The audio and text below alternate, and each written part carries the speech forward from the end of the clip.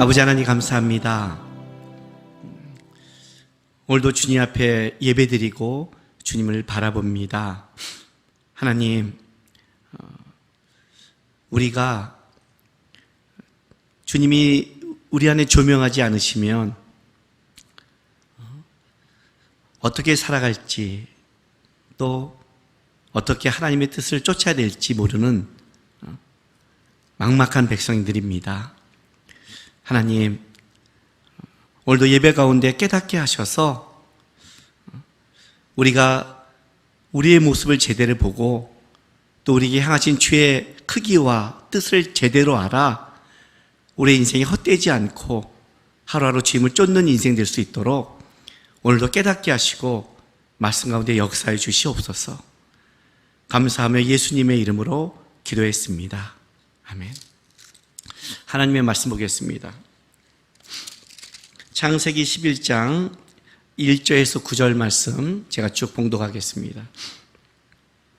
온 땅의 언어가 하나요 말이 하나였더라. 이에 그들이 동방으로 옮기다가 시날 평지를 만나 거기 거류하며 서로 말하되 자 벽돌을 만들어 견고히 굽자하고 이에 벽돌로 돌을 대신하며 역청으로 진흙을 대신하고 또 말하되 자 성읍과 탑을 건설하여 그 탑 꼭대기를 하늘에 닿게 하여 우리 이름을 내고 온 지면에 흩어짐을 면하자 하였더니 여호와께서 사람들이 건설하는 그 성읍과 탑을 보려고 내려오셨더라. 여호와께서 이르시되 이 무리가 한 족속이요 언어도 하나이므로 이같이 시작하였으니 이후로는 그 하고자 하는 일을 막을 수 없으리로다. 자 우리가 내려가서 거기서 그들의 언어를 혼잡하게 하여 그들이 서로 알아듣지 못하게 하자 하시고 여호와께서 거기서 그들을 온 지면에 흩으셨으므로 그들이 그 도시를 건설하기를 그쳤더라. 그러므로 그 이름을 바벨이라 하니 이는 여호와께서 거기서 온 땅의 언어를 혼잡하게 하셨음이니라. 여호와께서 거기서 그들을 온 지면에 흩으셨더라. 아멘.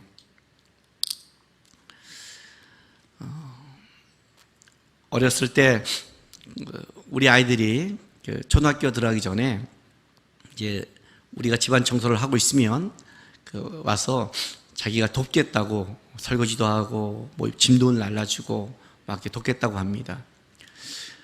딱 안 도와주면 좋겠는데, 안 도와주면 좋겠는데, 근데 돕겠다고 해서 그 돕는 게 아니라 우리에겐 일이 됩니다.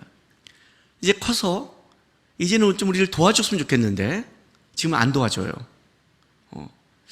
제가 이렇게 아이들 이렇게 자라면서 뭘 느끼냐면 그 아이들을 보면 꼭 우리의 모습이 보이는 것 같아요. 우리의 모습이.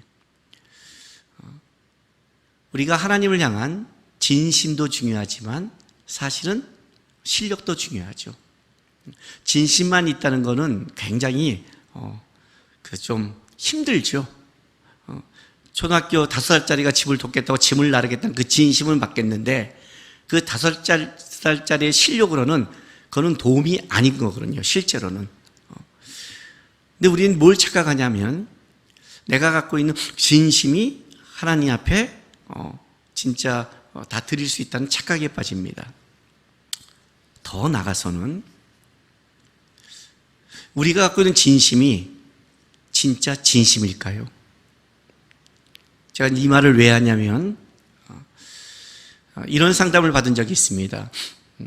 사역자니까 저도 이제 목사님 이제 사역자의 상담을 많이 받다 보면 이제 사역을 하다 보면 여러 사람을 만나게 되고 또 그러다 보면 어떤 상담과 또 이성들 만나고 하다 보면 우리가 어떻게 하는 게 덕스러운 것인가 이제 이런 게 있잖아요. 상담을 하면 낮에 만나야 된다, 단둘이 보면 안 된다, 뭐 이렇게. 또 그러다 보면 아내가 또 여보 이건 아닌 것 같아. 이러다 보면 사역에 이제 진심을 가진 사역자들은 이런 말을 할 때가 있어요. 나 지금 사역하고 있는데 왜 그래? 당신 그렇게 하면 어떡해? 나 바람 못 펴. 그렇게 말할 때가 있어요. 그걸 갖고 저한테 목사님 맞아요? 이렇게 올 때가 있습니다. 그럼 제가 뭐라고 말하냐면 나 바람 못 펴 하는 그 사역자에게 이렇게 말합니다. 너 바람 펴. 당황을 해요. 아니 목사님 전 그런 마음이 아니. 여러분 우리가 어떤 착각을 한 줄 아세요? 우리는 무지 악한 악인과 악한 악인 두 종류밖에 없습니다. 무지 악한 악인은 드러난 악인이고, 악한 악인은 아직 지가 해보지 않는 악인에서 모르는 두 종류의 악인밖에 없습니다. 우리 안에 선한 사람은 없는 겁니다, 여러분. 나는 바란 목표가 아니라 아직 그런 상황과 유혹과 환경을 겪지 않았을 뿐입니다. 오히려 나는 어떤 사람이 더 믿음직하냐면, 나 바람 필 수 있어, 이런 사람이 더 낫습니다. 왜냐하면 이런 사람은 오히려 자기가 그런 사람인 걸 알고 조심할 텐데, 나는 아니야라고 착각한 사람, 자기가 하나님에 대한 진심과 현재 마음이 없다고 그것이 자기 실력인지 착각하는 사람, 사실 이것이 굉장히 어려운 겁니다. 우리가 아이들이 자라면 이런 데 있죠. 철이 나야 된다고 그러죠.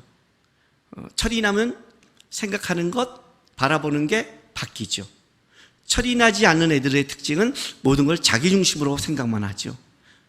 결혼을 해서 애를 낳으면 철이 들죠. 아, 우리 부모가 이렇겠구나, 이랬구나, 사람이 이렇게 단순하지 않구나. 철이 나면 생각하는 게 바뀌죠. 영적으로도 철이 나야 되는 겁니다. 영적으로 철이 나는 사람의 특징은 두 가지가 분명합니다. 하나는 뭐냐면, 내가 그렇게 선한 존재가 아님을 압니다. 입술로 말하는 게 아니라 뼈저리게 압니다. 그리고 영적으로 철이 나면 하나님이 진짜 크시고 나를 많이 기다렸겠구나 하는, 그냥 하나님 저를 사랑하세요, 하나님이 날 좋아해요, 그걸 넘어서서 진짜 우리 하나님이 날 지금까지 만드는데 애썼겠구나를 배우는 겁니다. 그걸 알려면 내가 얼마나 철딱서니 없이 살았는지를 알아야 됩니다. 무슨 말이냐면, 내가 진짜 은혜로 여기까지 왔지 얼마나 큰 죄인임을 깨달아야만이 나올 수 있는 고백입니다. 영적인 철은 내가 얼마나 악한 자인가. 내가 그렇게 악하지 행동을 안 했다면 하나님이 얼마나 나를 도와줘서 그렇게 가지 않았는가를 깨달을 때, 그때 영적인 철이 나는 겁니다. 그렇게 안 하면 신앙생활은 절대 깊이 못 들어갑니다. 제가 오늘 여러분과 나눌 본문은 바벨탑 사건입니다. 창세기 1장부터 11장에는 큰 4가지 주제가 나옵니다. 큰 사건입니다. 1, 2장의 천지창조, 3, 4장의 타락, 5장부터 9장까지 홍수, 10장, 11장의 바벨탑 사건입니다. 이 4가지는 큰 사건으로 이어져 갑니다. 창세기 1장부터 11장은 창세기의 서론이자 성경 전체의 서론이라고 부릅니다. 성경 전체의 서론이란 건 뭘 담고 있냐면, 이 4가지 이야기에 인간이 가고 있는 죄성의 끝을 벌써 성경은 다 다루고 있다는 뜻입니다. 하나님이 그렇게 인간을 향한 천지를 창조했는데 타락했습니다. 홍수, 인간의 죄를 심판하고 다시 노아로 말미암아 은혜를 받은 새 인류가 간 결과가 무엇이냐? 그게 오늘 바벨탑 사건입니다. 지난주에 우리는 창세기 10장을 보면서 하나님의 은혜를 받은 노아의 그 후손들이 결국 모두가 바벨탑 쌓는데 다 동참했다고 우리가 얘기했습니다. 거기에는 니므롯이, 함의 자손 니므롯이 바로 가장 강력한 왕권을 가지고 거기에 앞장섰고, 하나님을 찬송하려는 셈, 그 족속도 여기에 참여해서 결국 은혜를 받았지만 그들은 죄를 못 이기고 모두 바벨탑을 쌓았다는 것을 얘기했습니다. 결과입니다. 아무리 은혜를 줘도 인간은 바벨탑을 쌓는 존재다. 여러분, 이 이야기는 옛날 신화가 아니라 실존입니다. 하나님의 은혜를 입은 우리가 본성이 뭐냐면 결국 바벨탑을 쌓는데 우리는 익숙한 존재입니다. 우리는 죄에 굉장히 익숙합니다. 우리는 죄가 우리 삶의 친구 같은 존재입니다. 우리는 하나님을 쫓아가는 게 어렵습니다. 힘듭니다. 왜냐하면 우리 속사람에 들어가면 죄가 더 익숙하고 죄를 더 하는 것이 더 즐거운 족속이기 때문에 그렇습니다. 그게 오늘 바벨탑 사건입니다. 왜 인류가 결국 그 은혜를 받은 인류가 바벨탑을 쌓을 수밖에 없는가? 왜 이들은 흩어질 수밖에 없는가가 오늘 성경에 말하고 있는 본질인 겁니다.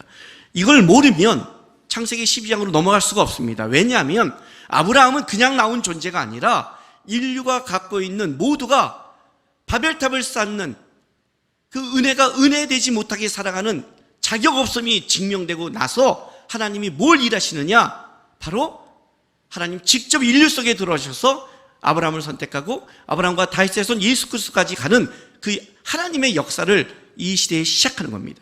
그러니까 바벨탑이 뼈저리게 이해돼야 믿음이라는 게 이렇게 귀한 건가 연결되는 겁니다.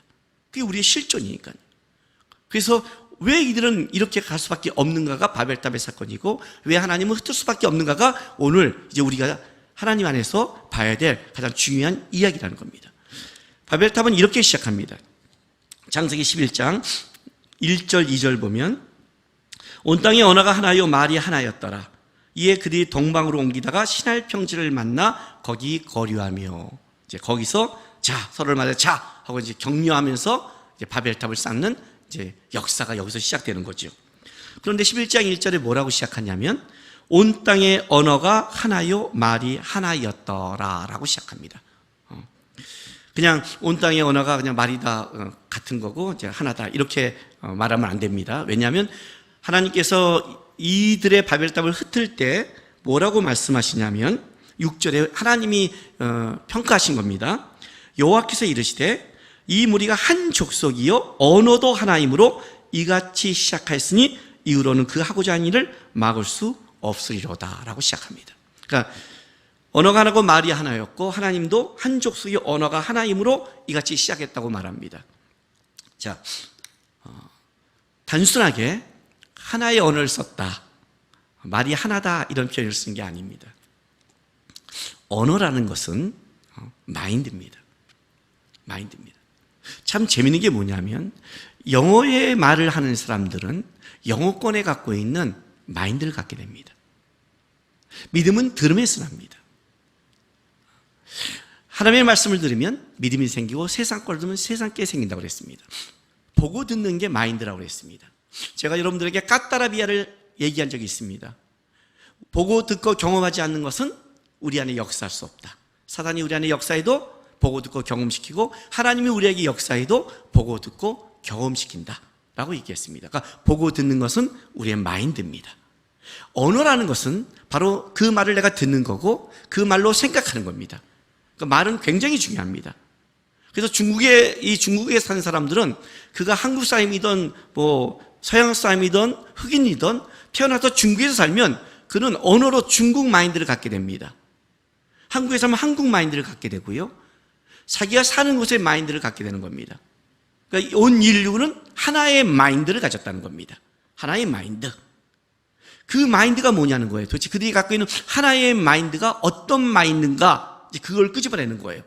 그 마인드가 봤더니 2절에 그들이 동방으로 옮기다가 신할 평지를 만나 거기 거류하며 그랬습니다. 우리가 창세기 10장에 니무레스의 나라가 바로 신할 평지가 있다고 해서 바벨탑이 있는 그곳입니다. 어쨌든 그들이 동방으로 옮기다가 합니다. 자, 요게 재밌는 말입니다. 우리 한글 성경을 딱 보면 이런 느낌을 갖습니다.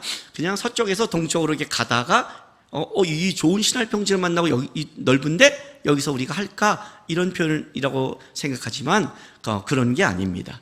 이 표현 동방으로 옮기다니 동방으로는 제가 이 말씀을 원어 그대로 직역하면 이런 뜻입니다. 그리고 그들이 동편으로부터 떠났을 때의 일이었다 이거예요. 이해되세요? 동방으로, 동편으로부터라는 뜻을 가지고 있습니다. 그러니까 이에 그들이 동방으로 옮기다가 이걸 직역하면 그리고 그들이 동편으로부터 떠났을 때 일이었다는 거예요. 자, 동편으로부터라는 뜻을 가지고 있습니다. 동서남북 우리가 정하잖아요. 근데 여러분 보세요. 이 표현이 굉장히 말로는 동서남북이지만 굉장히 애매한 표현입니다. 이거는 기준에 따라 달라지는 겁니다. 기준에 따라 여기가 중심이고 제가 동쪽이라고 생각하고 여기가 서쪽입니다. 그렇죠? 그러니까 여기가 중심이면 어떻게 되죠? 여기가 이제 서쪽이 되는 거죠. 그런데 여기서 요거는 이 안경은 동쪽이지만 이 중심이 십자가로 바뀌어버리면 얘는 동쪽이에요, 서쪽이에요? 서쪽이 되는 겁니다. 맑게 알아듣고 있는 거죠, 지금. 기준이 어디냐에 따라 이게 서쪽이 될 수 있고 동쪽이 될 수 있다는 겁니다. 그러니까 그들이 동편으로부터 떠납니다. 뭐가 동편일까요? 뭐가? 창세기 3장 24절 보겠습니다.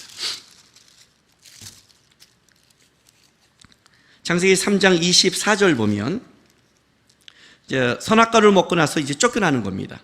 에덴 동산에서 쫓겨나는데 이같이 하나님이 그 사람을 쫓아내시고 에덴 동산 동쪽의 그룹들과 두루도는 불칼을 두어 생명나무의 길을 지키게 하다. 에덴 동산 동쪽에. 중심이 어디죠? 에덴 동산이죠. 에덴 동산 동편을 얘기합니다. 자, 창세기 4장 16절. 카인이 죄를 짓고 이제 하나님 앞을 떠나는데 카인이 여호와 앞을 떠나서 에덴 동쪽 롯 땅에 거주하더니, 그죠? 에덴 동쪽 롯 땅, 에덴 중심으로 동쪽입니다. 창세기 11장 이전에 5번의 이 얘기가 나오는데 그 모든 것은 다 중심이 에덴 동산을 가지고 있습니다. 에덴 동산은 뭘 상징이냐면 하나님이 계신 곳의 상징입니다. 그러니까 이들은 이겁니다. 하나님이 계신 그 동편으로부터 떠나가다가 시날 평지에 만나 바벨탑을 쌓은 겁니다. 출애굽기에 시작하면 하나님이 이스라엘 백성들을 만나는 장소가, 하나님과 만나고 하나님과 교제하며 하나님의 임재를 경험하는 장소가 어디냐면 성막입니다. 성막은 유일하게 문이 한 군데밖에 없습니다. 그 입구가 동쪽에 있습니다. 동쪽은 하나님을 만나는 장소요, 거기가 바로 하나님과 교제하는 장소이기도 했습니다. 하나님을 만나는 성막 동편, 들어가는 그 동편으로부터 떠나는 겁니다. 떠나는 겁니다. 그러니까 인간의 본성이 뭐냐? 한 마인드가 뭐냐? 하나님을 떠나는 마인드, 하나님으로부터 멀리 가는 마인드를 가지고 있다는 겁니다. 자, 여러분, 누가복음 15장 10 보겠습니다. 누가복음 15장은 세 가지 비유가 나오죠. 잃은 것에 대한 세 가지 비유, 그 잃은 것을 찾아오러 오시는 이제 잃은 양, 잃은 드라크마, 잃은 아들, 우리가 아는 탕자 비유가 나오는데 거기 15장 12, 13절 제가 읽어줄게 보세요. 자, 그 둘째가 아버지께 말하되 아버지여 내 재산 중에서 내게 돌아올 분깃을 내게 주소서 하는지라.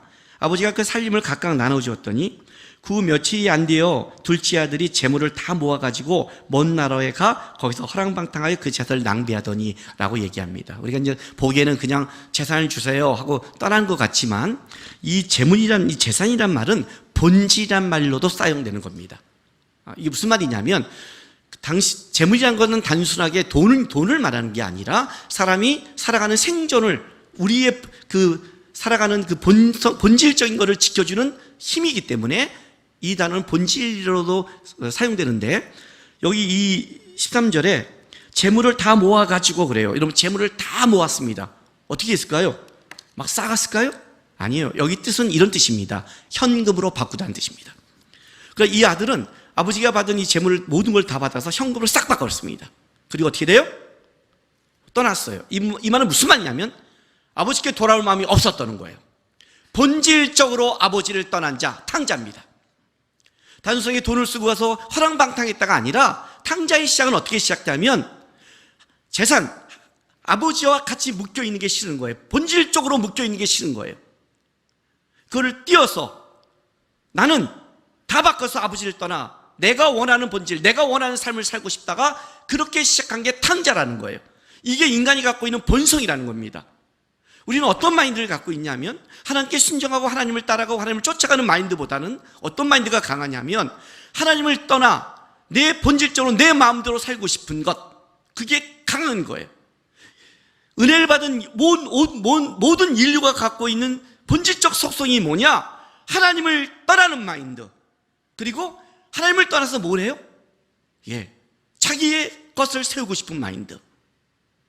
카인이 여호와 앞을 떠나 롯 땅에서 뭘 만들어요? 도시를 만들잖아요. 자기 아들의 이름을 가지고 하잖아. 하나님의 이름이 아니잖아요. 나중에 창세기 12장 가면 아브라함은 가면서 하나님의 이름을 내거든요. 근데 그들은 하나님의 이름이 있는 게 아니에요. 자기 자식의 이름, 자기들의 이름. 죄가 들어올 때부터 그는 그렇게 시작된 겁니다. 그래서 오늘 이 본문의 11장 그 5절에 이렇게 말합니다. 여호와께서 사람들이 건설한 그 성읍과 탑을 보려고 내려오셨더라 이렇게 말합니다. 근데 여기 이 사람이란 이 뜻이 그냥 사람이라고 쓰면 안 되고 히브리어의 정확한 뜻은 그 아담의 아들들이란 말입니다. 아담의 아들들. 그러니까 여호와께서 그 아담의 아들들이 건설한 그 성읍과 탑을 보려고 내려오셨더라 이렇게 쓰는 거예요. 근데 실질적으로 이건 아담의 아들이라기보다는 가깝게 노아의 아들들이죠. 왜? 10장에 노아의 아들들이 온 인류에 퍼졌다고 성경이 얘기하고 있으니까. 근데 왜 아담의 아들이라고 했어요? 가깝게 노아인데 아담으로부터 범죄하고 나온 그 아들들의 죄의 유혹, 죄성이 여전히 극복되지 못하더라. 그 죄성이 여전히 하나님의 본질을 떠나서 자기네 거를 내기를 원하더라는 걸 갖고 있는 거예요. 이게 인류가 갖고 있는 한 마인드라는 거예요, 여러분. 온 인류의 마인드예요. 그건 우리의 마인드도 마찬가지예요. 온 인류의 마인드는 하나님을 가까이 가는데 불편해하고 있어요. 하나님으로부터 떠나서 그들의 것을 쌓는데 그것이 죄성이 요구하고 있다는 거예요. 아담의 아들들, 후손들이 갖고 있는 죄의 본성이라고 얘기합니다. 자, 그들이 가서 그렇게 한 이유가 목적이 뭔가? 보세요. 4절 보세요. 4절 보면 그들이 그 바벨탑을 쌓는 목적이 나옵니다. 또 말하되 자 성읍과 탑을 건설하여 그 탑 꼭대기를 하늘에 닿게 하여 우리의 이름을 내고 온 지면에 흩어짐을 면하자 하더 했더니 그래요. 첫 번째가 뭐냐면 우리의 이름을 내자입니다. 우리의 이름을 내자. 재밌어요 이거요. 여러분 3절 4절 제가 다시 읽어줄게 들어보세요. 서로 말하되 자 벽돌을 만들어 견고히 굽자 하고 벽돌로 돌을 대신하여 역청은 천연 아스팔트 그러니요 끈적끈적한 아스팔트 그걸로 뭐예요? 진흙을 대신하여 아주 튼튼하게 쌓자. 또 말하되 자 성읍과 탑을 건설하여 이거 미알려요 계속해서 쌓자. 그 탑 꼭대기를 하늘에 닿게 우리 이름을 내고 온 지면에 흩어짐을 면하자. 여기 재밌는 말이 뭐예요? 자 격려 잘하죠. 하여튼 죄를 지을 때는 무지하게 격려를 잘해요. 우리는요 서로가 너무 잘해요. 우리는 죄를 지을 때는 한 마음이 돼요. 교회 똑같아요. 제가 성도들에게 뭐라고 그러진 줄 아세요? 내가 죄를 짓고 싶고 어떤 걸 할 때 옆에 있는 성도한테 동의를 구하지 말라고 그래요. 야, 이 사람인데 그럴 수 있는 게 아니냐? 해도 되는 거 아니냐?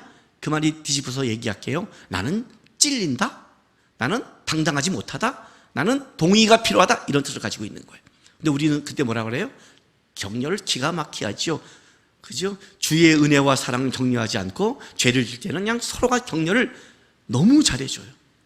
자, 아유, 그럴 수 있지. 자, 그렇지. 사람은 그런 거지. 순간은 그 사람에게 위로가 될지 모르겠지만 여러분이 그 사람을 죽이는 사람이에요. 그렇다고 재수없게 잘못했어 그렇게 말하는 게 아니에요. 내가 누군가의 뭔가를 충고를 할 때는 그게 그 사람을 하나님께로부터 떠나게 만드는 일이라면 여러분 잘못하고 있는 걸 아시고 하셔야 돼요.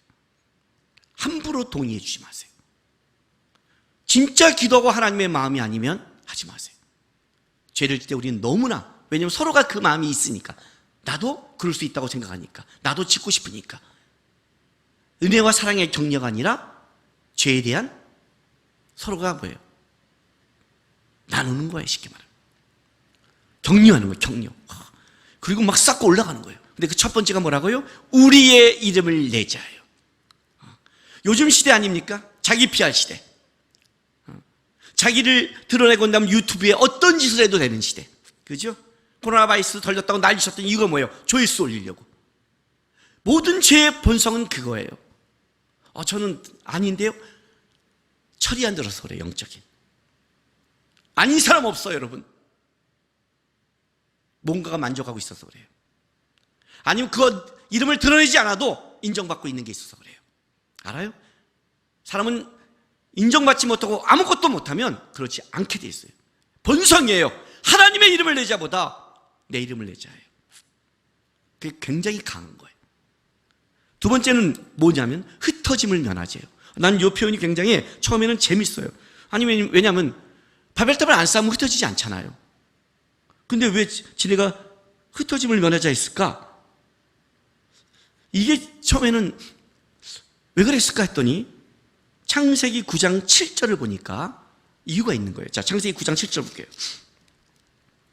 하나님께서 홍수 위에 노아의 아들들에게 다시 하나님께서 이제 축복하는 거죠.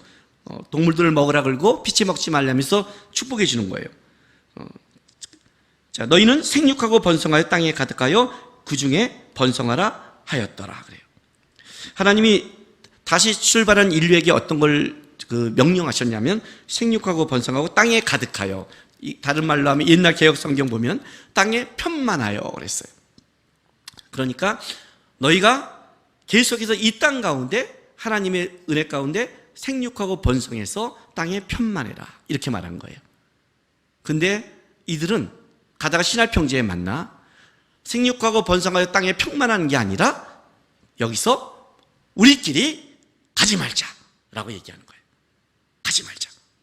안주하자. 우리끼리 좋은 걸 만들자. 우리의 나라, 우리의 세상, 우리의 편합을 만들자는 거예요. 놀라운 건 뭐냐면 하나님이 아브라함을 볼 때 어디서 부르냐면 가장 안전한 땅, 가장 그 당시에 복이 있는 땅, 갈대아 우르에서 끄집어내서 광야로 끄집어내버려요. 믿음의 길을 어떻게 시작하냐면 그렇게 끄집어낸다는 거예요.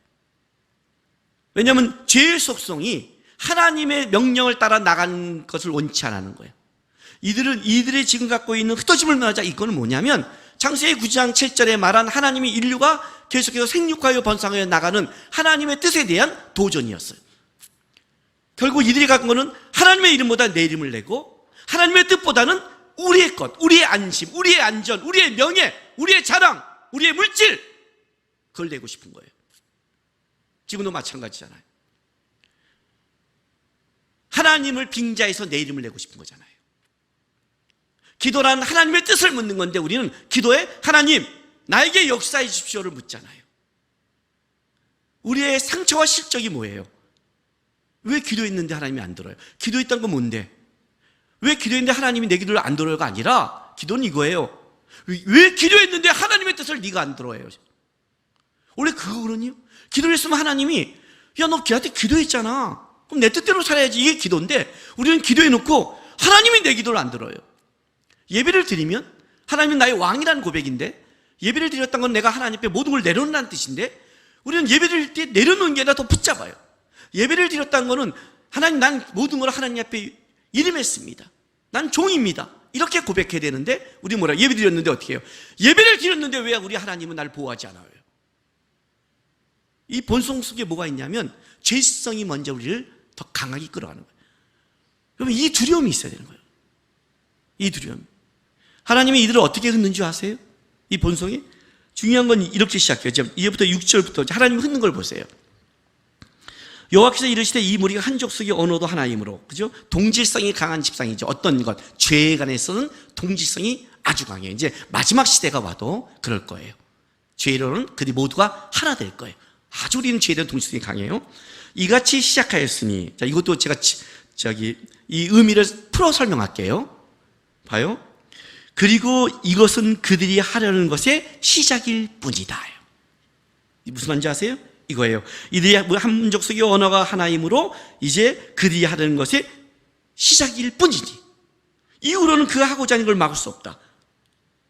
이게 시작이라는 거예요. 막을 수가 없는 거예요. 하나님 보기에 이 죄에 강해서 동질성이 너무나 강한 집단이어서 방법이 없는 거예요. 그래서 하나님이 어떤 방법을 쓰냐면 8절, 여호와께서 거기서 그들을 온 지면에 흩으셨으므로 부수다 산산이 깨어뜨리는데 그 이유는 뭐예요? 언어를 혼잡하게 하여. 그게 이제 바벨이라는 뜻이거든요. 바벨, 혼란, 혼잡이라는 뜻인데 언어를 혼잡하게 해서 온 지면에 흩어버렸어요. 제가 이제 이 말을 왜 하냐면, 이게 왜 창세기의 서론이자 성경의 서론이냐면, 하나님이 약속을 했거든요, 인간들한테. 홍수 이후에 다시는 내가 이렇게 인간을 멸하지 않겠다고 약속을 했어요. 근데 인간들은 벌써 하나가 돼서 하나님을 도전하는 거예요. 죄성이, 동질성이 강해요. 죽여야 되는 거예요, 죄성의 심판을 띈다면. 근데 하나님은 뭐예요?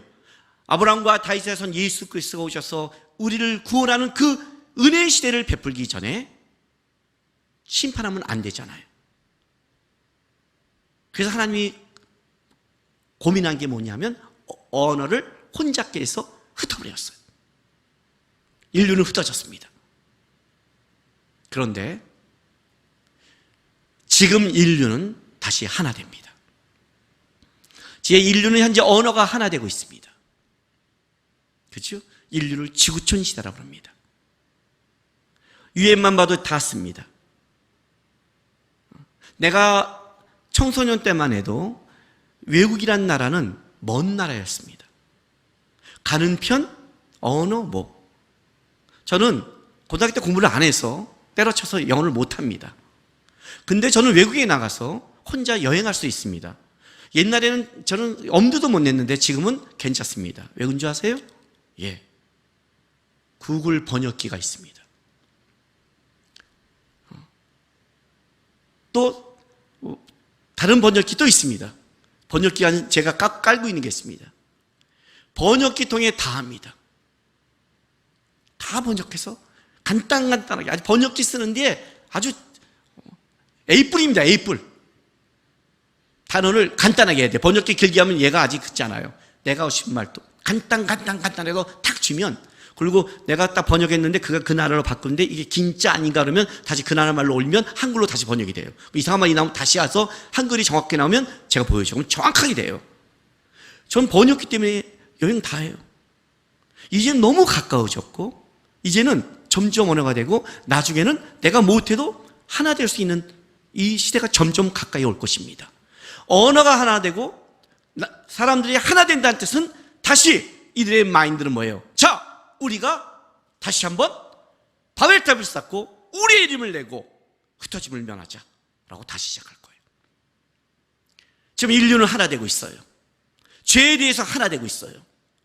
여전히 인류는 모든 마인드는 기독교 진리에 대해서 다 거부하기 시작했어요. 종교다운지가 뭐라 하면 너희는 진리라고 외치지 말라는 마인드예요. 기독교는 왜 그래 하는 마인드예요. 생육하고 번성하자 정반대에 나온 게 동성애예요. 가정이 깨져요. 아빠와 엄마의 개념일까요? 젠더가 뭡니까 도대체 젠더가? 인간들이 만들어낸 언어죠. 우리의 언어. 하나님 앞에 섰을 때 그 언어가 어떤 심판을 받지? 예? 페이스북에 들어가면 자기 성에 대해서 50개를 쓰라고 합니다. 인간이 자기를 결정한 겁니까? 그럼 이렇게 말을 해야죠. 태어났을 때 딱 보여줘야죠. 얘는 남자야 여자야 젠더야 뭐야? 구별해야 될 거 아니에요. 구별 못하잖아요. 다 애기 갖고 구별할 수 있는 건 딱 두 가지밖에 없어요. 남자 여자 하나님이 만든 것. 근데 하나님이 만든 것을 싫은 거예요. 왜? 우리의 것을 내고 싶으니까, 우리가 말한 걸 하고 싶은 거니까, 우리 걸 주장하고 싶은 거니까. 그게 죄니까. 그리고 우리의 흩어짐을만 하고 자기 걸 견고히 쌓고 싶은 시대. 바벨탑은 그래서 1장부터 11장에 인류의 마지막을 얘기하고 있는 거예요. 다시 한번 바벨탑이 올 때는 니무롯이나 적그리스도가 살 것이고, 그때는 하나님이 인류를 흩트는 게 아니라 뭐예요? 유보했던 하나님의 심판이 임할 거예요. 심판이. 우리는 그 시대를 살아가는 거예요. 마태복음에, 마가복음에, 누가복음에 말한 마지막 때의 말씀을 기억하세요. 첫째 난리와 난리, 기근과 기근, 재앙과 재앙. 느끼지 않아요? 코로나 바이러스, 이 홍수. 앞으로 더 열대가 된 것 같아요. 만약 시베리아가 만약 온난화가 되어버리면 우리나라의 이 겨울은 시베리아에서 오는데 아마 따뜻한 이제 겨울이 사라질 수도 있어요. 겨울이 사라져요. 그러면 열대가 되는 거예요. 온 세계가 만약에 다른 이상이 되면 그때부터는 재난과 기후가 처체해 버려질 거예요. 항상 하나님은 인간을 심판할 때 자연을 통해 심판했고 자연의 끔찍함은 마지막 때와 연결되는 거예요. 지금 우리는 알잖아요. 이렇게 난리와 난리, 재앙과 재앙을 들을 때가 어디 있어요? 코로나바이러스에 왔더니 홍수의 난리에 뭐 메뚜기 떼가 온다고 그러고 막 나라별로 지금 난리잖아요. 그죠? 인간들은 계속해서 하나 될 거예요. 죄성으로 같이 갈 거예요. 그 다음에는 어떻게 할 거냐는 거예요. 중요한 건 이거예요. 하나님이 이걸 흩었다는 건 어떤 뜻이냐면 하나님이 심판 때까지 은혜를 베풀었다는 뜻이에요. 지금은 은혜의 때요, 지금은 구원의 때라가 이 말이에요. 우리가 아침에 잠을 깨는 것은 뭘 먹고 마시고 입을까 위해 사는 게 아니라 아직 하나님이 심판하기 전에 우리에게 준 은혜의 때요, 구원의 때라는 거예요. 그 은혜의 시기와 구원의 시기를 우리의 이름을 내고 하나님을 대적한 데 쓰는 게 아니라 하나님을 알고 준비하고 믿음의 백성으로 살아가는 데 사용되어야 되는 거예요. 왜냐하면 우리는 예수와 함께 묶인 자이기 때문에, 그렇게 죄로만 부름받은 자가 아니니까. 에베소 4장 17절부터 제가 읽어줄게요. 여러분 성경책 보면 거기에 이렇게 써 있어요. 옛사람과 새사람. 보세요. 그냥 4장부터 쭉 에베소를 읽으면 좋겠지만, 5장, 6장까지 읽으면 좋겠지만, 여러분이 한번 읽어보세요. 봐요. 그러므로 내가 이것을 말하며 주한테서 증언하노니 이제부터 너희는 이방인이 그 마음에 허망한 같이 행함으로 행하지 말라. 이방인의 것 따라가지 말란 말이에요. 이방인의 것, 죄의 본성들. 그들이 총명이 어두워지고 그들 가운데 있는 무지함과 그들이 마음이 굳어짐으로 말미암아 하나님의 생명에서 떠나있도다. 그들이 감각 없는 자가 되어, 하나님에 대한 감각이 없어요. 자신을 방탕에 방임하여 모든 더러운 것을 욕심을 행하되. 저는 20절 이 말씀이 너무나 저에게 와닿아요. 오직 너희는 그리스도를 그같이 배우지 아니하니라. 우리는 그렇게 배우지 않았다는 거예요. 하나님이 많은 사람을 사랑해 축복해, 그렇게 하지 않았다는 거예요. 막연하게. 우리가 유일하게 붙들어야 될 거는 세상의 논리가 아니라 하나님의 논리잖아요. 봐요. 21절. 진리가 예수 안에 있는 것 같이 너희도 참으로 그에게 듣고 또한 그 안에 가르침을 받았으신데 너희는 유혹의 욕심을 따라 썩고자 하는 구습을 따른 옛사람을 벗어버리고 오직 너희는 심령이 새롭게 되어 하나님을 따라 의와 진리의 거룩함으로 지으심을 받은 새 사람을 입으라. 새 사람을 입으라. 하나님이 아직 우리에게는 은혜와 기회를 주셨어요. 나는 지금 우리가 살아가는 이 하루하루가 굉장히 귀하다고 생각해요. 물론 밖에는 코로나가 있어요, 홈수요, 이상기온이요, 더 끔찍한 세상이 올지 모르지만 하나님 우리에게 약속한 게 있잖아요. 사람들이 종말이 두렵대요. 그래, 저도 두려워요. 어떤 오는 이 세상의 환난과 두려움은 진짜 두려워요. 이건 진짜 두려워요. 그러나 그거 못지않게 두려운 게 뭐냐면, 그 다음에 오늘 하나님 앞에 내가 섰을 때 나는 어떤 모습으로 하나님 앞에 설까도 두려워요. 하나님 주신 은혜의 시간을 우리는 새 사람을 임대 써야죠. 우리는 그같이 배우지 아니하였으니까. 우리는 예수와 함께 묶인 자니까. 하나님의 아브라함과 다시 산 예수 그리스도가 와서 다시 하나님의 은혜와 구원을 말할 때까지 우리에게 준 인류를 흩어버린 이 기회의 시간, 은혜의 시간, 이 시간을 우리의 이름을 내고 죄를 따라가는 헛된 걸로 사용하지 마세요, 여러분. 세상 사람은 그렇게 갈 거예요. 세상 사람은 여호와를 떠나서 한 마음으로 계속해서 우리의 이름을 내고 흩어짐을 말하지 않고 바벨탑을, 이제 마지막 바벨탑을 향해 달려갈 거예요. 여러분은 셈의 족속 중에 욕단처럼 거기를 쫓아가는 자가 될 건지, 아니면 하나님이 나누어 버린 은혜가 된 벨렉의 족보, 아브라함까지 이어는 은혜의 족보로 남아있을 것인지는 우리의 싸움인 거예요. 우리는 예수께 속한 자예요. 우리는 예수께 묶인 자예요. 이 시간 우리에게 준 것, 바벨탑을 탔는데 인생을 버리지 마시고, 하나님, 나는 우리 이름이 아니라 예수의 이름, 나는 하나님의 뜻을 쫓는 거, 이 은혜의 시간과 구원의 시간, 기회의 시간을 하나님을 쫓는데 내 인생을 살아가겠습니다 하는 여러분의 삶 전체가 주님을 쫓는 삶을 살아가는 하나님의 백성 되기를 주의 이름으로 축복하며 바랍니다. 기도합시다. 여러분, 은혜 아니면, 하나님 은혜 아니면 여러분 죄의 못 얘기입니다. 자만하지 마십시오. 자신하지 마십시오. 내가 여태까지 앉은 거는 주님이 은혜로 나를 보호해서지 내가 잘나서가 아닙니다. 영적 처리 되어야 됩니다. 영적 처리. 하나님, 이런 죄인을 구원했군요. 이런 죄인을 끌어왔군요. 감사합니다. 내가 얼마나 죄인임을 압니다. 이제 그 은혜의 시간, 기회의 시간을 하나님 붙잡고 하나님 따라가며 새 사람을 입는데 살아간 주의 백성 되겠습니다. 이 시간 다 같이 우리 주여 한번 외치면서 기도하며 나가겠습니다. 주여! 할렐루야. 아버지 하나님 감사합니다. 오늘도 우리를 불러주시고 하나님의 은혜로 우리를 붙잡아 주셔서 감사합니다. 하나님, 하나님 은혜 아니었으면 우리 이름, 죄의 이름, 내 이름, 내 자랑, 내 것밖에 모르고 하나님께 반역하고 하나님 앞에 반대편에 쓸 밖에 모르는 우리들인데, 하나님의 은혜로 우리가 이렇게 예배하며 말씀을 들으며 기도하며 나갈 수 있는 주의 백성 됐습니다. 내 걸 위해 기도하는 자가 아니라 내 몸을 쳐서 복종시키기 위해 기도하는 자가 되게 하시고, 내 이름을 내 위해 살아가는 자가 아니라 주의 이름을 내게 나를 기꺼이 승복시키고 순종케 해서 따라가는 하나님 백성 되게 도와주십시오. 은혜 아니면 나 무너집니다. 주님 안에서 예수께 묶인 자이니 아버지 하나님, 끝까지 예수의 사람으로 살아갈 수 있도록 도와주시고 인도하여 주시옵소서.